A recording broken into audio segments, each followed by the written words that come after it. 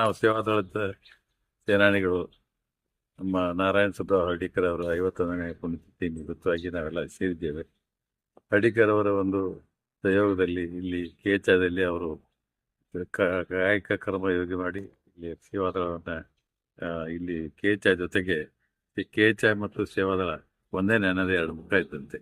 ಅವೆರಡೂ ಕೂಡ ನಾವು ಇಲ್ಲಿ ತನಕ ಈ ಕೇಚ ಒಂದು ಸಹಯೋಗದೊಂದಿಗೆ ನಾವಲ್ಲಿ ಅವರು ನಮಗೆ ಜಮೀನು ಕೊಟ್ಟಿದ್ದಾರೆ. ಆ ಜಮೀನಿನಲ್ಲಿ ಹರ್ಡೀಕರ್ ಅವರ ಒಂದು ಹೆಸರಿನಲ್ಲಿ ಒಂದು ಸೇವಾದಳ ತರಬೇತಿ ಕೇಂದ್ರ ತಯಾರು ಮಾಡಿದ್ದೀವಿ.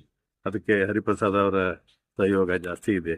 ಇನ್ನೂ ಸಾಕಷ್ಟು ಕಾಂಗ್ರೆಸ್ ನಾಯಕರು ಕೂಡ ಅದರ ತರಬೇತಿ ಶಿಬಿರ ಕಟ್ಟೋದ್ರಲ್ಲಿ ಭಾಗಿಯಾಗಿದ್ದಾರೆ.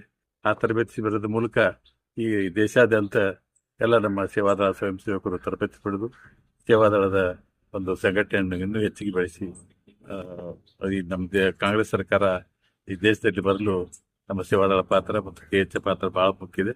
ಅದನ್ನು ಮುಂದುವರಿಸಿಕೊಂಡು ಹೋಗಲು ನಾವೆಲ್ಲ ಪ್ರಯತ್ನಿಸಬೇಕು ಅಂತ ಎಲ್ಲರಲ್ಲಿ